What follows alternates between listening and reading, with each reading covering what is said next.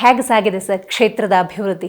ಕ್ಷೇತ್ರದ ಅಭಿವೃದ್ಧಿ ಈಗ 3 ವರ್ಷ ಆಗ್ತಾ ಬಂತು. ಮೇ 13ನೇ ತಾರೀಕಿಗೆ ಈ ತಿಂಗಳಿಗೆ 3 ವರ್ಷದಲ್ಲಿ ಅನುದಾನ ಕೊರತೆ ಇದೆ, ತಾರತಮ್ಯ ಕೂಡ ಇದೆ. ಸಾಕಷ್ಟು ಸಲ ವಿಧಾನಸಭೆಯಲ್ಲಿ ಕೂಡ ನಮ್ಮ ರಾಜ್ಯಾಧ್ಯಕ್ಷರು, ನಮ್ಮ ವಿರೋಧ ಪಕ್ಷ ನಾಯಕರು, ಎಲ್ಲ ಹಿರಿಯ ಸದಸ್ಯರು ಕೂಡ ಮಾತಾಡಿದ್ದಾರೆ. ಎಲ್ಲ ಸದಸ್ಯರನ್ನು ಒಂದೇ ಥರ ನೋಡಿ, ಒಬ್ಬರಿಗೆ ಮೇಲು ಕೀಳು ಯಾಕೆ ನೋಡ್ತೀರಿ? ಅನುದಾನ ಈಗ ಉದಾಹರಣೆಗಾಗಿ ಮೊನ್ನೆ CMIP ಫಂಡ್ ಕೊಟ್ಟರು, CM ಇನ್ಫ್ರಾಸ್ಟ್ರಕ್ಚರ್ ಫಂಡ್. ನಮಗೆ 25 ಕೊಟ್ಟರು, ಕಾಂಗ್ರೆಸ್ನವ್ರಿಗೆ 50 ಕೋಟಿ ಕೊಟ್ಟರು. ಈ ಥರ ಒಮ್ಮೆ 50% ಡಿಫ್ರೆನ್ಸ್ ಇದೆ ಅಮೌಂಟಲ್ಲಿ. ಬಾಕಿ ಕಲ್ಯಾಣ ಪಥ ಯೋಜನೆ ಅದನ್ನು ನಮ್ಮನ್ನು 11 ಕೋಟಿ ಕೊಟ್ಟರು, ಅವರಿಗೆ 35 ಕೋಟಿ ಕೊಟ್ಟರು ಗ್ರಾಮೀಣಾಭಿವೃದ್ಧಿ ರಸ್ತೆಗಾಗಿ ಪಂಚಾಯತ್ ರಾಜ್ ಇಲಾಖೆಯಲ್ಲಿಂದ.